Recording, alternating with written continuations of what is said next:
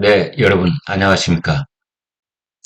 해병대 특검법, 지겨우시죠? 도대체 무슨 의혹이 있다는 건지, 그리고 설령 대통령이 그 안을 보고를 받고, 이런 건 좀 너무하지 않느냐, 이렇게 이제, 화를 냈다고 그래서, 도대체 어쨌단 말이냐. 대통령은 군 통수권자일 뿐만 아니라 국정 운영의 최종, 그리고 최고 책임자로서 그 참모들과 회의석상에서 얼마든지 의견을 얘기할 수 있는 거고.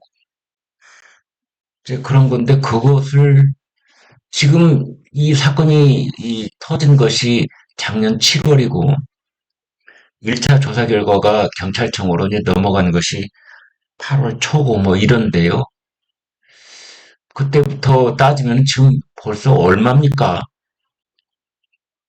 거의 10개월 넘게 이 문제는 이제 완전히 정치적인 쟁점으로 비화가 돼서 지금 더불어민주당을 비롯한 야권에서는 아무튼 이걸 어떻게든 대통령의 직권남용으로 엮어서 탄핵으로까지 끌고 가겠다는 이제 그런 전략을 서슴지 않고 있죠.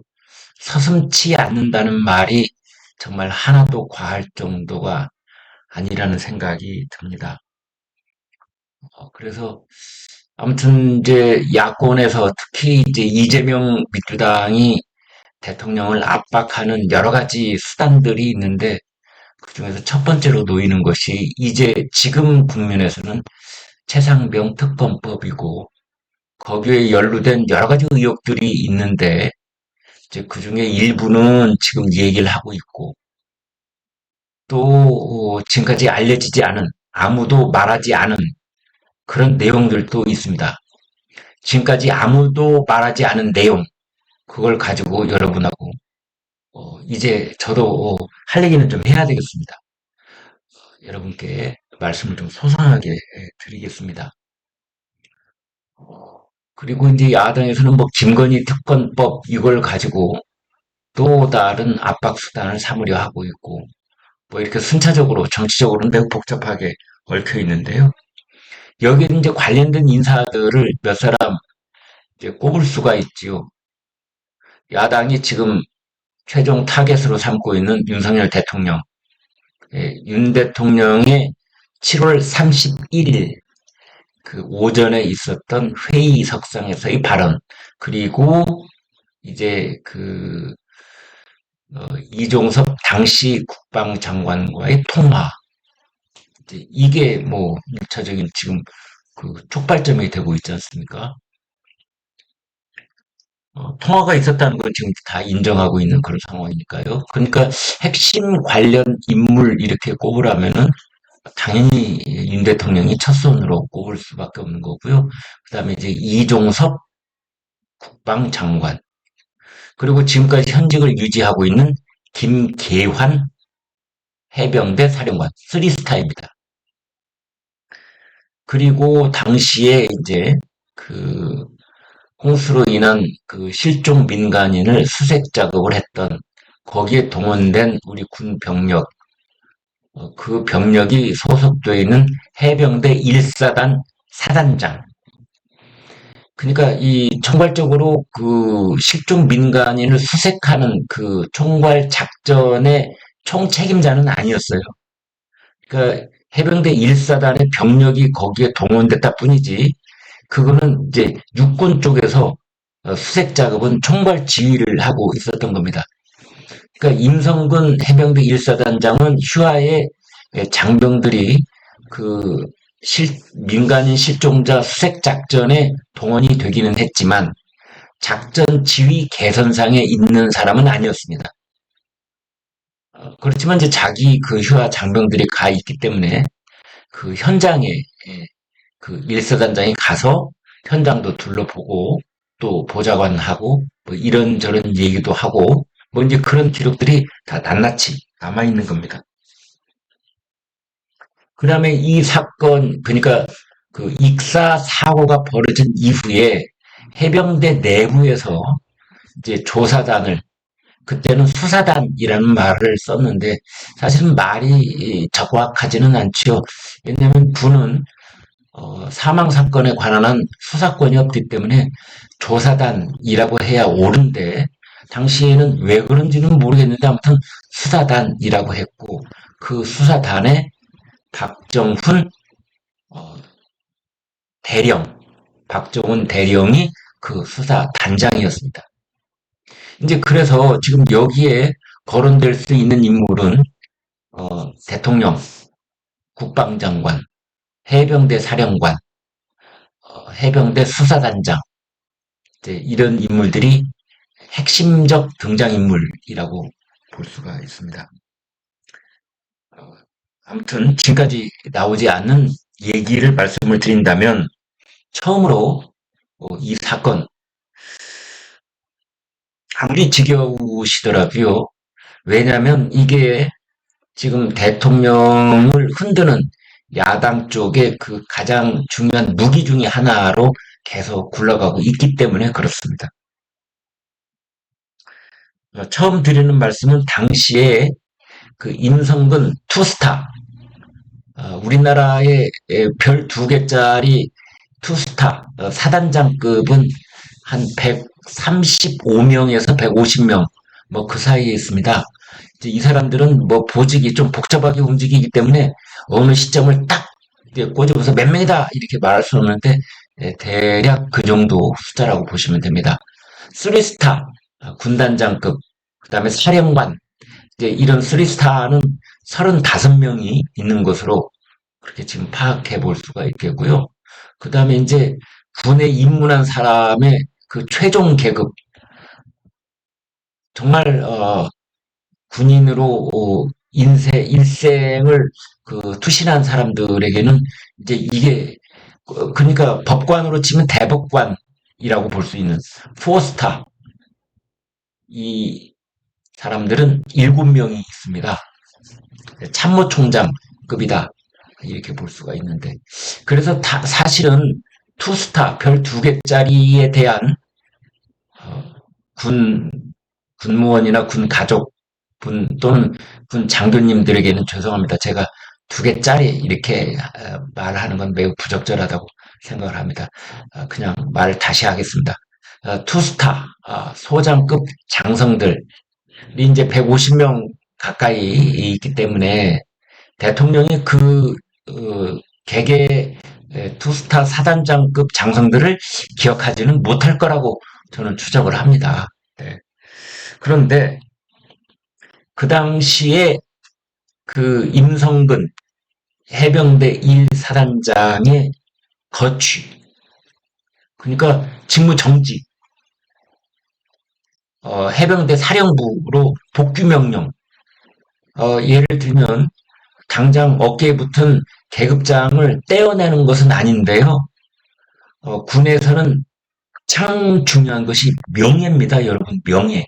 명예에 살고 명예에 죽는다. 그런데 이 임성근 사단장도 꿈을 물어보면 아마 포스타가 되는 거라고 대답을 했을 겁니다.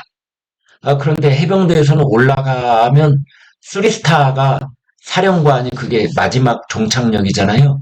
그래서 아마 해병대에 있는 사단장들 중에는 이 해병대를 해병 참모총장이 나올 수 있는 4스타 해병 참모총장, 그러니까 육군 참모총장, 해군 참모총장, 공군 참모총장이 있는데 왜 해병 참모총장은 없는 거냐? 이게 수건 사업이라고 한다면 이제 그런 야망과 꿈을 가진 그런 투스타들 뭐 또는 원스타들 있었을 겁니다. 그런데 그런 그런 곳까지 가기 위해서는 명예가 중요하거든요. 명예에 살고 명예에 죽는다. 한 번 해병은 영원한 해병이다. 그런데 이제 최수근 일병 익사 사고가 터진 이후로 임성근 해병대 1사단장 이 사단장 보직을 떠나서 가령 사령부로 복귀 명령을 내린다고 하는 것은 대단한 불명예가 되는 거지요. 뭐 곧바로 전역 조치가 취해지는 건 아니지만 적어도 거기에서 이제 투스타에서 쓰리스타, 쓰리스타에서 포스타로 갈 수 있는 그러한 그 진급 예, 승승장구할 수 있는 그 진급 가도에 브레이크가 걸리는 그런 안전사고인 겁니다. 그 일반 이제 이 군 관계에 대해서 뭐 관련이 없으신 분들은 군인들한테 이 진급이라는 게 얼마나 중요한지 이렇게 막 잘 모른다고 말씀드리려고 했더니 배가 있네요. 일반 기업도 마찬가지죠. 네. 어느 조직이든 진급만큼 중요한 게 뭐가 있겠습니까? 그렇죠?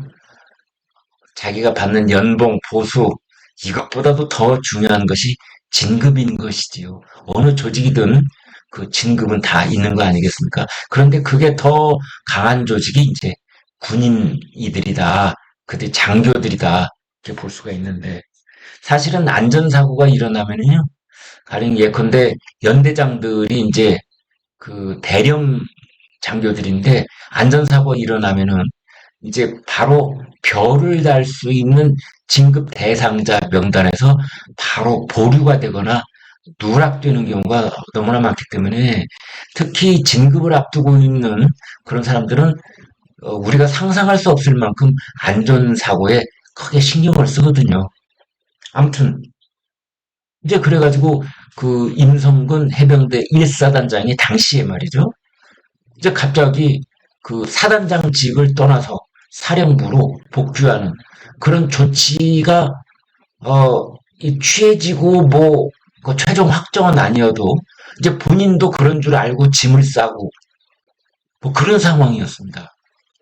그러니까 이 입사 사고가 7월 19일인가 그렇습니다. 그거 일어나고 그 다음에 이제 이런 그 최고 지휘관이라고 할 수 있는 해병대 1사단장은 인사조치가 이제 7월 말쯤 이제 진행이 되는 뭐 그런 상황이었죠. 이 일의 핵심은 그 임성근 1사단장이 처음에는 업무상 과실치사 혐의자로 지목이 됐었는데 결국은 이 사람이 제외가 된 겁니다. 사단장 빼! 라는 말을 대통령이 했느니 안 했느니 이게 지금 논란이 되고 있는데요. 그 얘기의 그 사단장 빼 이 네 글자의 핵심은 뭐냐면 이 그 최수근 일병 익사 사망 사건이 일어난 이후에 지휘관이 곧바로 뭔가 책임을 져야 되는 거 아니냐 했을 때 그 최고 책임자를 사단장이라고 지목을 했던 거죠. 누가? 그 해병대 수사단의 박정훈 수사단장이 그렇게 지목을 했던 겁니다.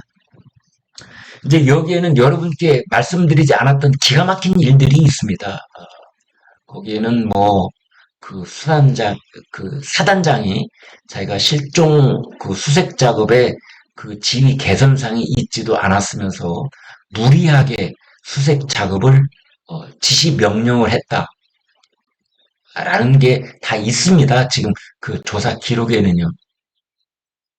그러지 않아도 될 만한 일을 그 임성근 당시 해병대 1사단장이 무리하게 앞장서서 뭐 이런저런 일을 했다더라. 그 이전에도 뭐 비슷한 일이 있었는데 뭐 장갑차를 끌고 나와서 뭐 발심을 냈다더라. 도대체 누구한테 잘 보이려고 그러는 건지 모르겠다더라. 뭐 더라.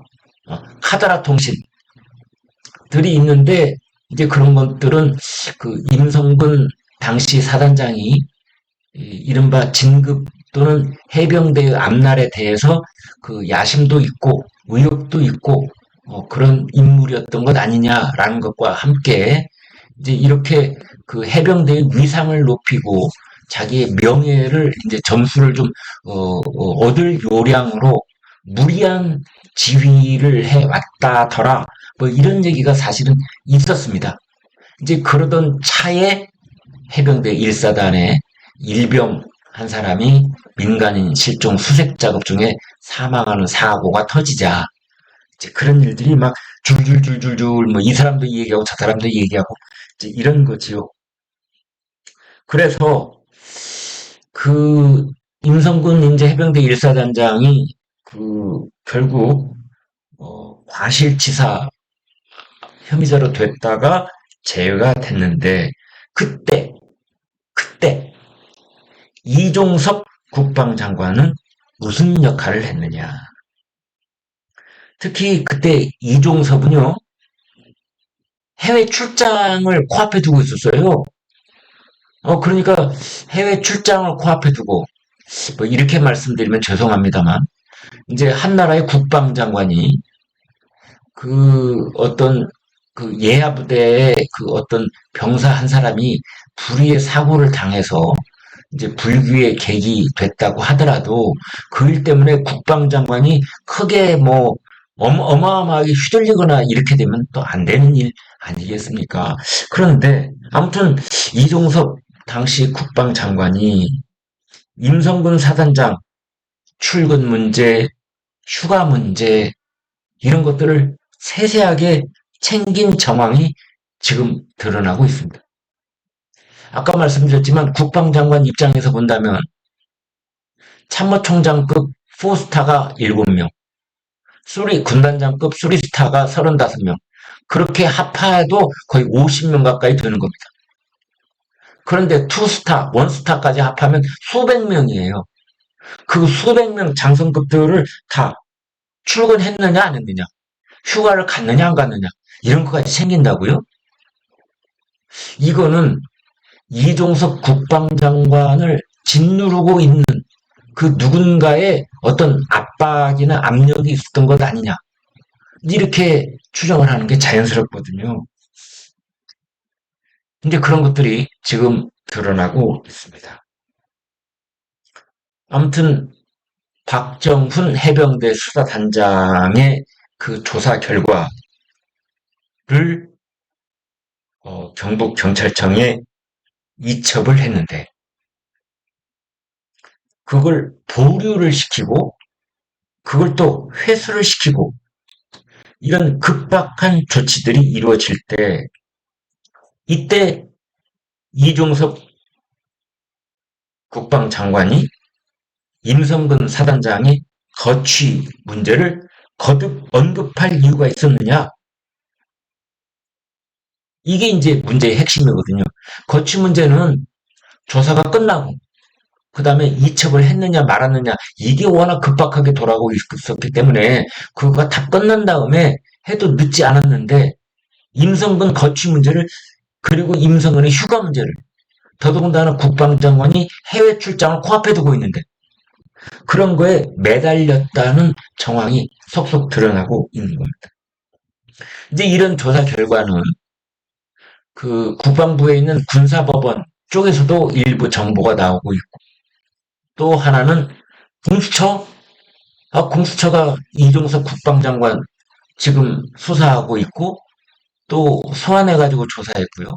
박정훈 해병대 수사단장 소환조사하고 그러니까 양쪽에 아주 첨예하게 맞서 있는 상반된 주장을 펴고 있는 두 사람들을 불러다가 지금 조사를 한 겁니다.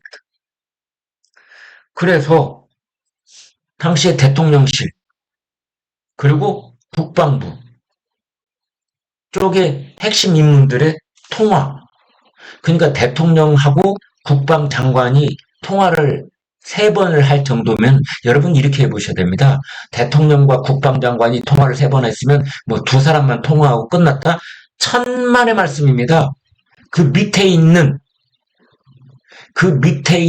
비서관급의 그 관리들 여기는 그 대통령과 국방장관이 통화한 거에 몇 배를 통화하고 그 사후 조치를 논의하고 사전 조율을 하고 이런 일들이 벌어졌다고 봐야 옳습니다.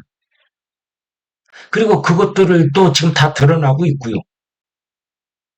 대통령과 장관이 통화를 하면 그 장관실에 있는 보좌관들이나 또는 그 해당 부처에 있는 실국장들 그리고 이제 용산 대통령실에 있는 그쪽을 주무하는 비서관들 이 사람들은 하루 종일 전화통이 불이 났다고 봐야 되는 겁니다. 아니 자기가 모시는 최고 VIP가 통화를 해가지고 긴박하게 돌아가는데 그 밑에 실무자들이 가만히 자기는 그냥 밥 먹고 있었다?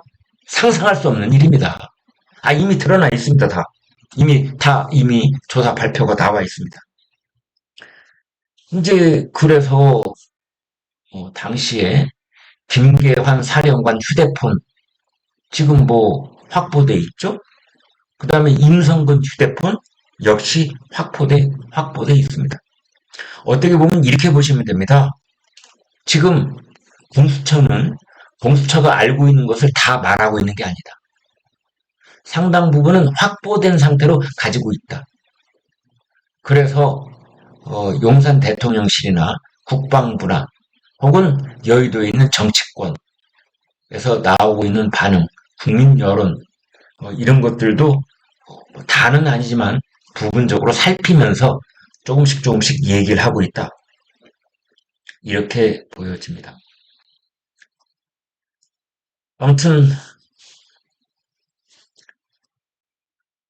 이종섭은 작년 7월 31일 오전 11시 54분 4초에 02-800으로 시작하는 대통령실 전화를 받아서 2분 48초간 통화를 하는 것으로 되어 있습니다. 통화가 이루어진 그 시간, 그리고 통화가 이루어진 진행된 시간, 이것이 초 단위로 명백하게 나와 있는 겁니다. 이때 이른바 이번 외압 사건의 핵심 중의 핵심인 VIP 경로설, 그것이 그때 관련이 있는 것 아니냐. 이제 이런 겁니다. 7월 31일 오전 11시 54분 점심 먹기 6분 전입니다, 여러분. 대개요, 점심을 12시쯤 이제 식사 약속을 하니까 그 이동 시간까지 합하면은 대개 11시 4, 50분 무렵에는 이동을 이미 시작을 한 경우가 많습니다. 일반 회사도 그렇고 공직자들도 그렇고.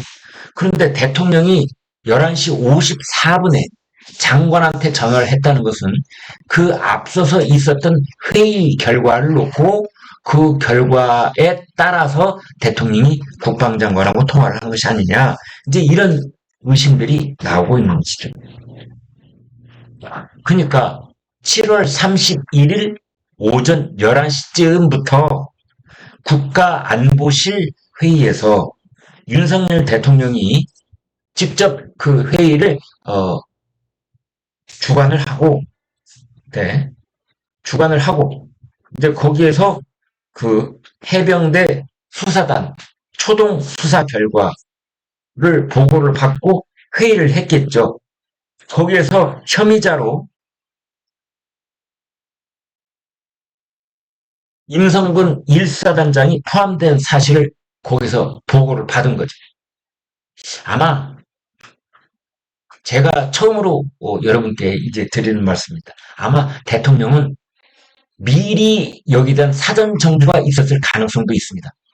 대통령은 이런 문제에 대해서 이런 회의 시간에 그 참모들로부터만 정보를 받는 건 아닙니다, 사실은요. 예. 대통령이 가령 비서관들, 수석비서관들, 그 다음에 거기 비서실장 또는 안보실장, 이렇게 있는 회의에서 거기 보고하는 거를 처음으로 이렇게 보고 말씀을 하는 것 같지만, 그런 경우도 대부분일 수도 있고, 또 다른 라인을 통해서 여기에 대해서 얼추 무슨 정보를 또 사전 습득한 상태에서 이 참모회의를 했을 가능성이 있다고 저는 감히 여러분한테 말씀을 드립니다. 그런데 이제 지금 의혹의 핵심이 바로 이 부분입니다. 이렇게 보시면 됩니다. 작년 7월 31일 오전 11시 안보회의에서 대통령이 크게 화를 냈다라는 게 VIP 경로설의 요체입니다. 이제 그리고 11시 54분에 국방장관한테 전화를 한 겁니다. 그러니까 여러분 이렇게 보시면 됩니다. 11시부터 회의를 해가지고 거기서 이제 참모들한테 보고를 받고 안보실 참모들한테 그리고 54분에 국방장관 연결해 해가지고 이제 대통령이 직접 통화했을 가능성이 있고 거기 이제 녹이 띈 그런 대통령의 음성이 전달됐을 가능성이 있다. 이렇게 이제 보는 거죠.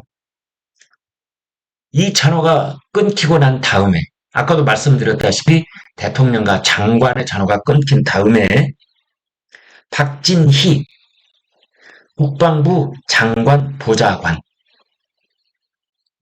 휴대전화로 이종섭 국방장관이 김계환 해병대 사령관에게 전화를 걸어서 해병대 조사단의 조사 결과를 경찰에 이첩하는 것을 보류하고 국회에 보고하는 것도 취소하고 언론 브리핑도 취소하라는 긴박한 지시가 내리는 겁니다. 이때 국방장관은요, 곧 비행기 타러 갔어야 될 시점입니다. 그때 우즈베키스탄에 출장 가는 일정이 또 잡혀 있었거든요.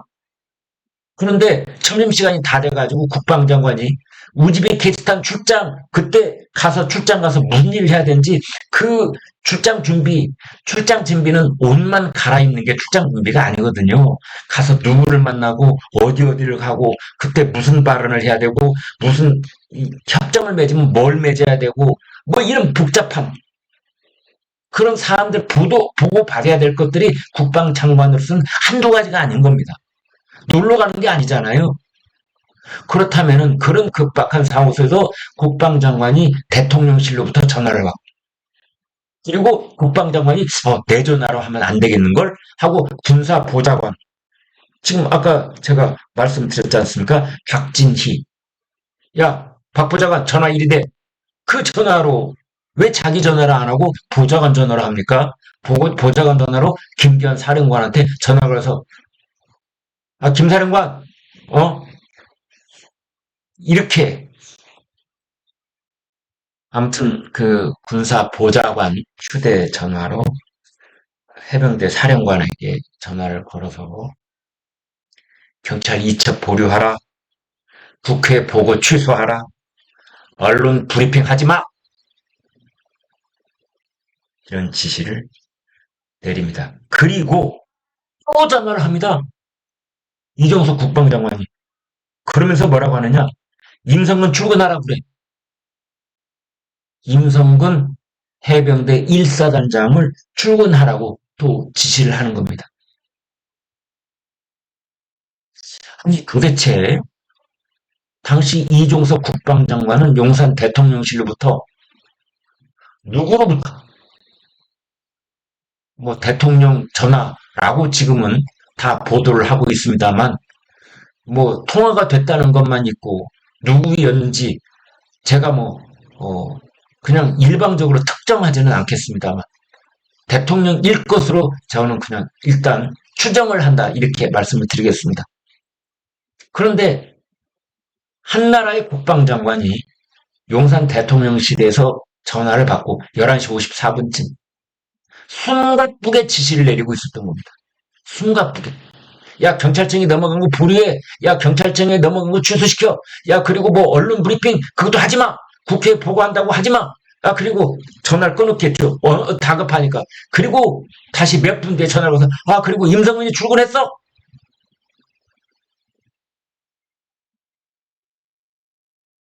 아무튼 이제 그 사이에 김계환 쓰리스타 해병대 사령관이 있는데 해병대 사령관 입장에서는 초동 조사 결과를 보고한 뒤에 임성근 1사단장을 업무에서 분리를 하기 위한 그런 초동 조치로서 해병대 사령부로 파견 명령을 내려놓겠다 이렇게 보고를 했는데 그걸 뒤집어 버린 겁니다. 아까도 말씀드렸다시피 명예에 살고 명예에 죽는 그런 군 최고 지휘관 사단장은요 사실은 군인의 꽃 중에 꽃이라고 할 수 있는 겁니다. 네, 사단장까지 하면 군문에 들어간 사람으로서는 출세한 겁니다. 그 사단장이 이제 해병대로 와 이게 해병대 파견 명령이거든요. 사령관이 사단장한테 해병대를 본부로 들어와! 너는 사단장을 지금 지휘하지 마, 이 시간부로. 이거거든요. 이건 매우 대단한 불명예스러운 명령이거든요. 너 사단장실에 앉아있지 마. 빨리 들어와! 이거지 않습니까? 그런데 그걸 뒤집어 버립니다. 김기현 사령관은요, 대통령이 주재하는 그 용산 대통령실의 안보회의가 한참 진행 중이던 그날 오전 11시 17분쯤 임성근한테 해병대 사령부로 빨리 들어라는 파견 명령을 내린 상황이었는데 사령관 입장에서는 참 체면을 구기는 거죠. 네? 11시 17분에 파견 명령을 내려놓고 불과 한 4, 50분 뒤에 다시 사단장실에 가서 자리 지켜 이런 명령을 뒤집어 버린다는 건 김기환 사령관 입장에서는 에이, 별을 3개나 붙인 그런 장군으로서 쪽팔리는 일이죠. 한마디로 쪽팔리는 일입니다. 이거는 그런 것들을 해병대 사령부에서 그 자기 사령부에 있는 다른 예하 이 참모들 보좌관들이 다 보고 있을 텐데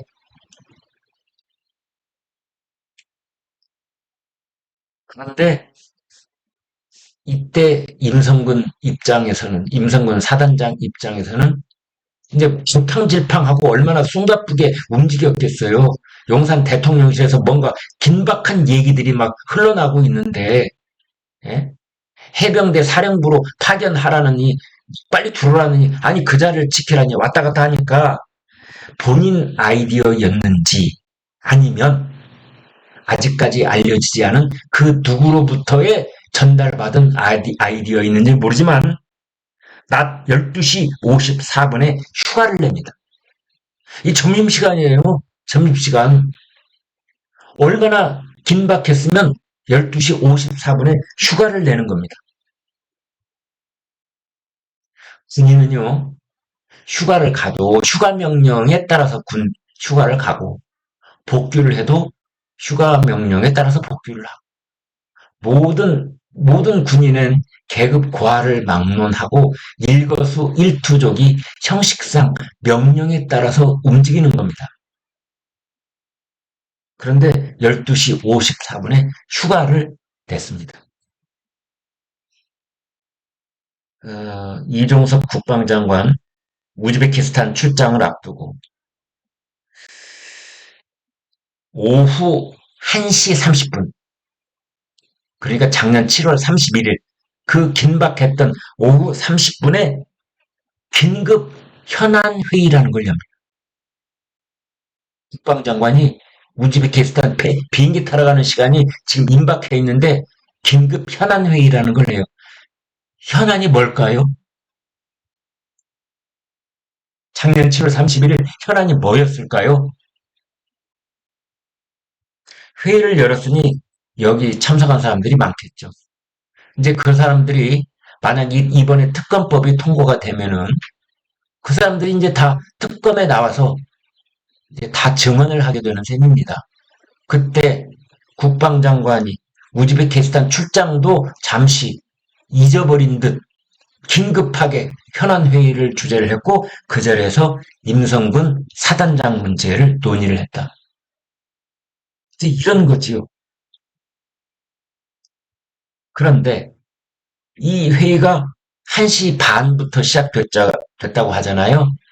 2시 17분쯤, 그러니까 그로부터 47분이 흐른 시간에 그 자리에 있었던 정종범 해병대 부사령관, 그 자리에 이제 국방장관이 있었고 그 회의에 해병대 부사령관이 참석을 했던 겁니다. 정종범. 여기에 국방장관 지시사항을 급하게 메모를 했다는 거 아닙니까? 그 보고 내용이 뭐냐? 그 메모 내용이 보고를 한 이후에 휴가 처리. 보고 이후 휴가철 이렇게 메모가 되어 있었다는 거죠. 이제 모든 것들이 드러나고 있는 겁니다, 여러분.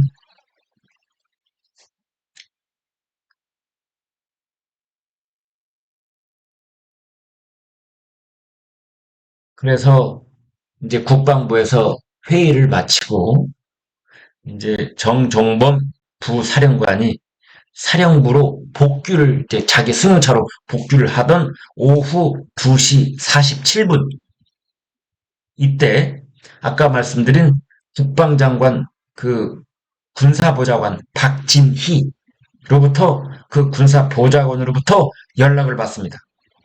뭐라고 연락을 받느냐? 임성근 사단장한테 휴가는 하루 안 가고 내일부터 정상 출근. 그러니까 7월 31일 하루만 휴가로 하고 8월 1일부터는 정상 출근이라고 박진희 국방부 장관 군사보좌관이 해병대 부사령관한테 정종범한테 그러한 전화를 하는 겁니다. 그 전화는 물론 박진희 군사보좌관이 자기가 명령을 내리는 건 아니고요. 국방장관님, 장관님 말씀 전달드립니다. 이런 식으로 얘기를 했겠죠. 일사단장님, 휴가는 오늘 하루고요. 내일부터 정상 출근으로 처리하시랍니다. 뭐 이런 전달이었겠죠. 그러면 정종범 해병대 부사령관은 그것을 김계환 사령관한테 보고를 했을 거고 임성근 제1사단장한테도 전달이 됐을 것으로 봐야 합리적이지 않겠습니까? 그래서 아무튼 그 군주의 개선에 있었던 8명에 대해서 8명까지 업무상 과실치사 혐의로 해야 되느냐의 그 적절성 여부는 별도로 놓고 제가 지금까지 전혀 나오지 않았던 걸 여러분께 말씀드리고자 하는 내용은 바로 그 익사 사망 사고가 있은 지 10여일 뒤에 벌어졌던 용산 대통령실에서 대통령 주재의 아침 안보실 회의 그리고 그 회의가 끝날 무렵에 이루어진 용산 대통령실과 해병대 사령관과 국방부 장관과 그 참모들 사이에 오갔던 긴박했던 여러 가지 통화 내용 이걸 새롭게 말씀을 드리는 겁니다. 그래서 아무튼 그 당시에 해병대 1사단장 임성근 사단장 휴가를 가느니 마느니 사령부로 파견 명령을 내리느니 마느니 원대 복귀를 하느니 마느니 정상 출근을 하느니 마느니 이런 일들이 긴박하게 이루어졌던 거고 결론을 말씀드리면 아무튼 모든 걸 다 떠나서 임성근 1사단장은 8월 1일부터 정상 출근 지금부터는 임성근 1사단장한테 아무도 시비 붙지 마 이런 강력한 메시지가 전달되는 과정이었다라고 볼 수가 있는 겁니다. 그리고 그 최초에 전화가 시작된 것은 용산 대통령실이었기 때문에 저희가 합리적으로 추론할 수 있는 것은 임성근 해병대 1사단장은 용산 백이 든든한가 봐. 이런 생각을 하지 않을 수가 없는 겁니다. 도대체 전 국민적 관심 속에 걱정이 나날이 쌓여가고 있는 해병대 최수근 일병 익사 사망 사건에 대해서 그리고 그것에 대해서 어떤 주의관까지 책임을 져야 되는 이런 입장이 오가고 있는 마당에 그리고 경북경찰청에 조사 1차 보고서가 이첩이 되느니 보류가 되느니 뭐 다시 그걸 회수를 하느니 이런 얘기가 오고 있던 마당에 일단 해병대 1사단장을 직무 정지 상태로 놓고 그런 조사가 일단락 되어도 될 수 있었던 그런 상황 속에서 정상 출근 이것은 임성근 사단장은 건드리지 마. 국방장관이 됐든 그 누가 됐든 뭐 이런 매우 든든한 용산백 이라는 생각을 금할 수 없는 그런 상황이 전개가 된 겁니다. 임성근에 대해서는 그리고 임성근이 정상 근무를 하고 있느냐 이것에 대해서는 8월 2일에도 그런 흔적들이 나옵니다. 8월 2일은 뭐냐? 박정훈 해병대 수사단장, 대령계급장, 다른 사람, 이 사람이 말이죠. 그 보고서를 보류하라. 이런 명령에도 불구하고 이 서류를 이첩을 합니다. 그래서 이제 여기에 항명죄가 나오는 겁니다. 항명죄로 수사받고 있는 거죠. 박정훈 수사단장. 그 당시 그 일부 신문에서는 뭐 항명수괴라는 말까지 썼을 정도였거든요. 나중에 수괴라는 말은 빠졌는데 이제 그런 상황입니다. 8월 2일 그때 상황을 보면 이것도요 너무나 구체적입니다. 8월 2일 오전 11시 13분 김계환 사령관이 아까 말씀드린 박진희 국방장관 군사보좌관을 통해서 해외 출장 중인 이종섭 장관에게 박정훈 해병대 수사단장의 항명 사실을 보고합니다. 그러니까 이종섭은 이제 7월 30일 비행기 타고 우즈베키스탄에 가 있는 겁니다. 그런데 우즈베키스탄에 가 있는 이종섭, 해외 출장에 가 있는 이종섭한테 여기 서울에서 보고를 하는 겁니다. 김기환 해병대 사령관. 박정훈이가 항명을 했다. 이런 보고를 하고 그날 8월 2일 오전 11시 45분에서 49분 아주 구체적입니다. 조태용 대통령실 안보실장이 이종섭 장관에게 연락을 하고 또 낮 12시 7분에는 여름 휴가 중이던 윤석열 대통령이 개인 휴대전화로 직접 우즈베키스탄에 가 있는 이종섭 국방장관에게 전화를 해서 4분 5초간 통화가 이루어집니다. 도대체 우리나라 군을 담당하고 있는 최고위급 간부들 사이에 무슨 얘기가 오갔던 것일까요? 대통령, 그리고 대통령실 안보실장, 그리고 국방장관, 그리고 해병대 사령관. 이 사람들은 그때 뭐 북한이 한국 쪽을 향해서 무슨 도서지방에 총격 도발을 한 것도 아니고 도대체 무슨 긴박한 안보 상황에 실무가 있었길래 휴가 중인 대통령이 해외 출장 중인 국방장관에게 연락을 하고 그 사이에 대통령 밑에 있던 안보실장이 국방장관 밑에 있던 그 군사보좌관이 그리고 해병대 사령관에게 일친하게 전화를 하고 보고를 받고 보고를 하고 이런 상황이 진행이 됐을까요? 그런데 국방부의 박진희 군사보좌관, 국방장관 보좌관이 계속해서 챙깁니다. 뭘 챙기느냐? 국방장관이 직접 연락할 수 없는 그런 상황일 때는 김계환 사령관에게 텔레그램으로 연락을 해서 경찰 이첩됐어요? 회수됐어요? 이런 것들을 계속 묻는 것이고 그러면서 일사단장 직무 수행 중이지요? 일사단장 출근했지요? 그런 뜻이겠죠? 임성근이 출근했지요? 직무 수행 중이지요? 라는 말을 낮 12시 42분 텔레그램 메시지로 보냅니다.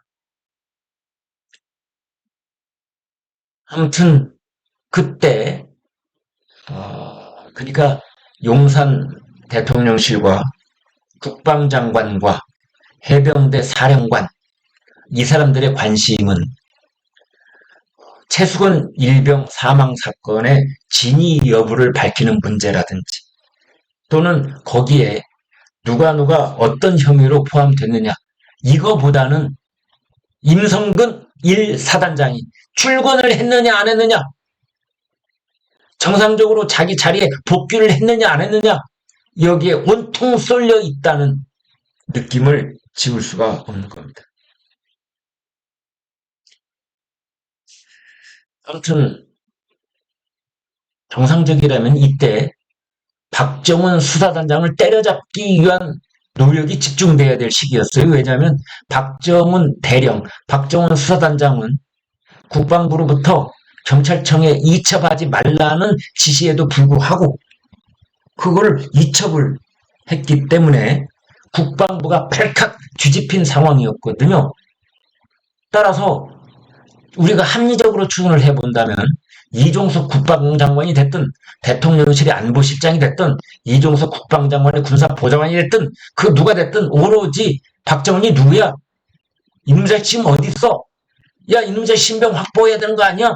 야 항명죄인데 뭐 이런 식의 얘기가 오갔어야 될 그 긴박한 상황에 오히려 박정훈 수사단장의 항명 문제는 옆으로 제껴놓고 오로지 임성근이 제자리로 출근해 있느냐? 이 매우 어색한 그런 일들이 진행이 됐던 겁니다. 아무튼 휴가 중이던 대통령이 우즈베키스탄에 있던 국방장관과 통화를 하고 그러고 나서 이종석 국방장관의 군사보좌관이 열불나게 전화를 하고 텔레그램을 해서 임성근이 제대로 출근을 하고 있는지 정상적으로 자기 책상과 의자에 앉아 있는지를 챙겼다는 점이 매우 의아스러운 겁니다.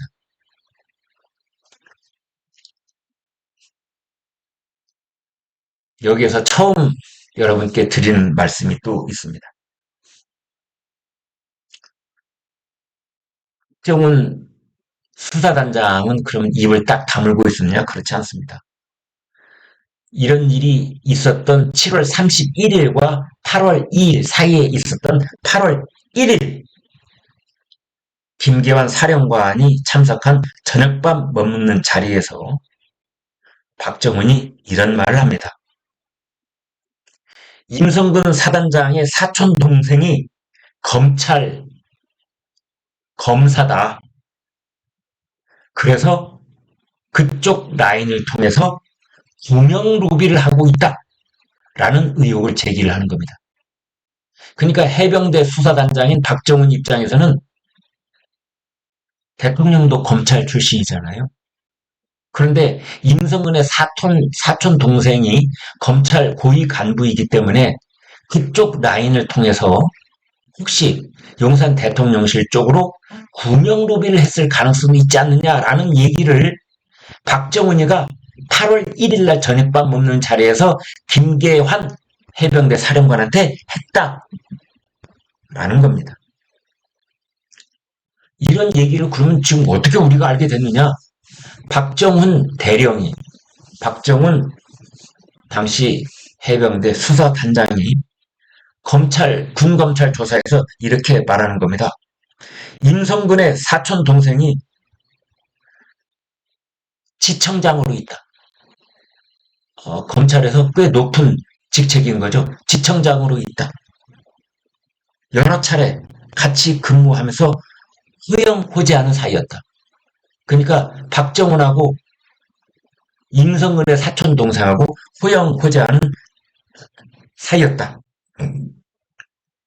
그런데 과거에도 임성근이 업무상 횡령 혐의로 힘들어하고 있을 때 사촌 동생이 당시 지검에 있었던 것으로 안다.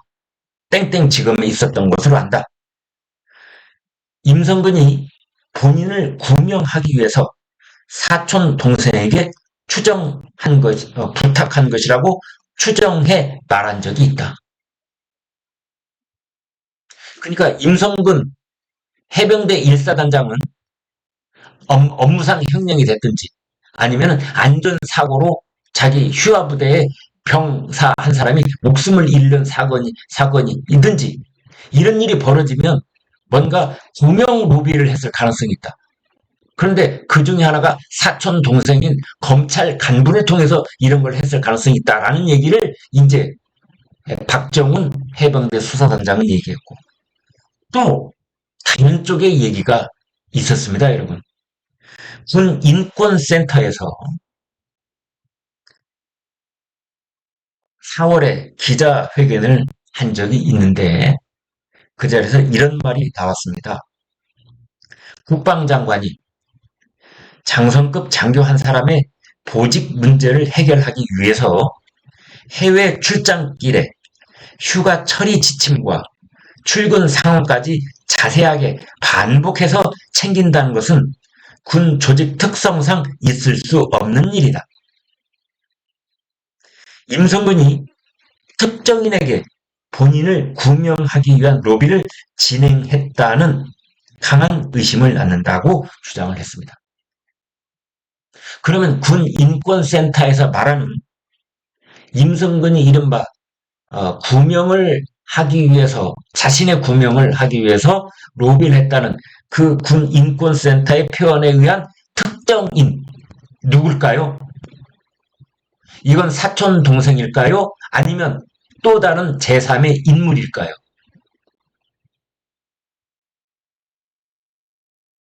여기에 대해서도 지금 많은 이야기들이 시중에는 떠돌고 있습니다. 제가 파악한 얘기들, 그런 내용들이 좀 더 확정이 되면 여러분께 다음 기회에 그 특정인이 누구였는지를 말씀드리도록 하겠습니다.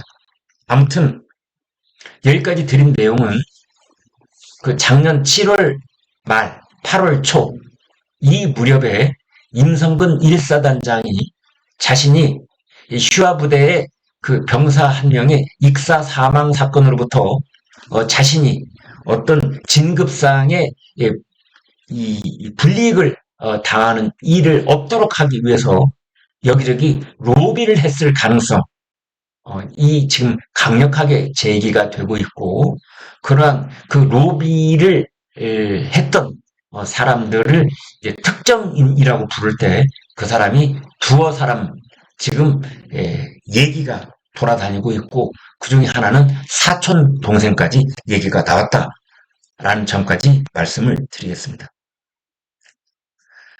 물론 지금까지 드린 말씀은 이제 공수처에서 수사를 진행 중에 있고 또 22대 국회에서 최상병 특검법이 또 발의가 되고 통과가 될 경우 그때 또 추후 밝혀질 내용이 여기는 지금 산처럼 쌓여 있다고 보시면 될 겁니다.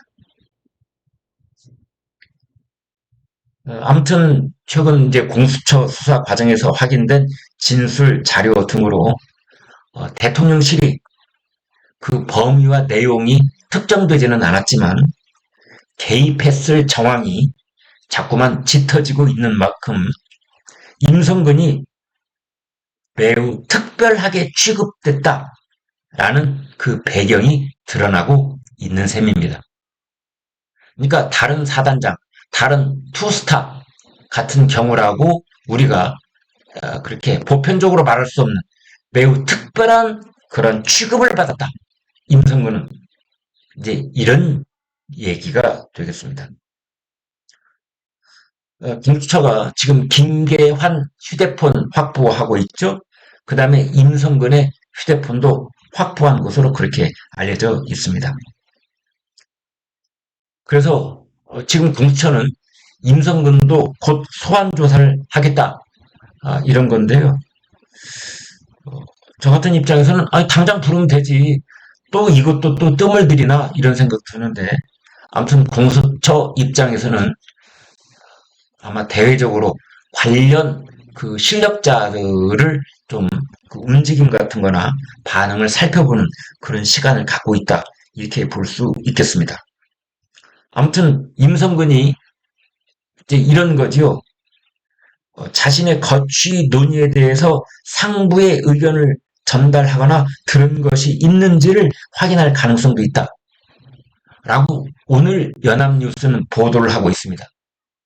그렇다면은 이건 제가 그냥 알아쉽게 여러분 우리가 보통 구어체로 말씀을 드려야 됩니다. 이렇게 문어체로. 그러니까 자기 거취 문동에 대해 상부의 의견을 전달하거나 들은 것이 있는지 이런 게 아니고요. 이제 구어체로 말하면 이런 겁니다. 자기가 아까 구명 로비했다는 특정이 있잖아요. 그 사람이 뭐 검찰의 고위 간부인지 사촌 동생인지 대통령실에 있는 자기 지인인지 누군지 아직은 말할 단계는 아닙니다만 전화 걸어서 야, 나 어떻게 할까? 김기환이가 나 사령부로 들어오래. 들어갈까? 아니면 버틸까? 나 휴가 갈까? 이런 거를 아라리 콜콜이 상의를 했다는 뜻입니다. 어떻게 해? 나 어떻게 해야 돼? 어? 근데 뭐, 또 뭐 들으라고 그랬다가, 또 내일부터 출근하라고 그랬다가, 갈팡질팡인데, 내가 이럴 때 출근하면은, 기자들도 막 전화 걸 거고, 나 어떻게 해야 되니? 이런 걸 누구한테 전화로 묻고 대답받고, 묻고 대답받고 했을 정황을 공수처는 앞으로 수사하겠다. 라고 연합뉴스는 보도를 하고 있습니다.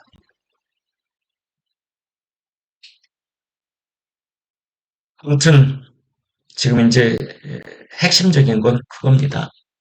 사단장 빼, 사단장 빼, 이 네 글자. 이런 말이 있었는지 없었는지. 있었다면 누구 입에서 나온 말인지. 이종석 당시 국방장관 입에서 나온 말인지. 아니면 대통령실 그 누구의 입으로부터 나온 말인지.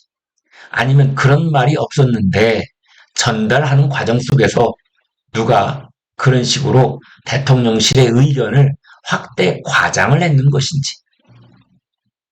제가 그냥 추정을 해본다면 대통령실에 대통령이 됐든 안보실장이 됐든 임종석 국방장관으로 통화를 해서 임 장관이요? 이 장관이요? 죄송합니다. 이 장관이요? 아니 이런 일에 사단장한테 책임을 묻는 건 일반 국민 눈높이에는 좀 안 맞는 거 아니요? 뭐 이 정도 얘기를 국방장관한테 전달했을 가능성이 있고 그걸 들은 국방장관이 해병대 쪽에 전화를 해가지고 야 사단장 빼 이렇게 말을 했을 가능성은 저는 있다고 보는 겁니다. 설마 대통령실이 아라리 콜콜이 누구는 빼 누구는 넣어 누구는 빼 뭐 이렇게까지 얘기를 했을 리가 있겠는가 라고 저는 믿고 싶습니다. 적어도 우리가 믿고 신뢰하는 대통령이라면 그런 것까지 아라리 콜콜이 그렇게 콕 찍어서 얘기를 하지는 않았을 거라고 믿고 싶습니다. 다만 그 밑에서 말심부름을 하는 과정 속에 그 누군가가 사단장 빼라는 말을 했을 가능성 뭐 알 수가 없죠. 그거에 대한 녹취는 지금 나와 있지 않기 때문에 그렇습니다. 아무튼 지금까지 알려진 내용 그리고 새롭게 이제 얘기를 해야 될 그런 국면 속에 드러난 내용들 여러분께 말씀을 드렸습니다. 아마 이제 이러한 내용들은 하루 이틀 사이에 드러나지는 않을 겁니다.